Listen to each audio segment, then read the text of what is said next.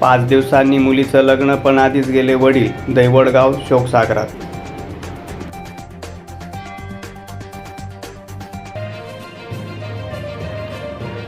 दहिवड येथील शिक्षक भाऊसाहेब जीभाऊ सोनवणे वय वर्षे 55 यांचे हृदयविकाराच्या तीव्र झटक्याने निधन झाले.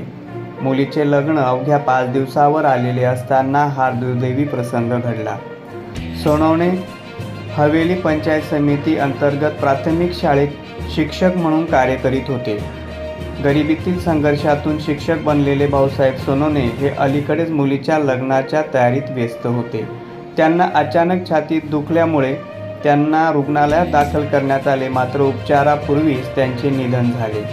या घटनेमुळे दैवड, उमराणे आणि कुंजीरवाडी परिसरात हळहळ व्यक्त केली जात आहे.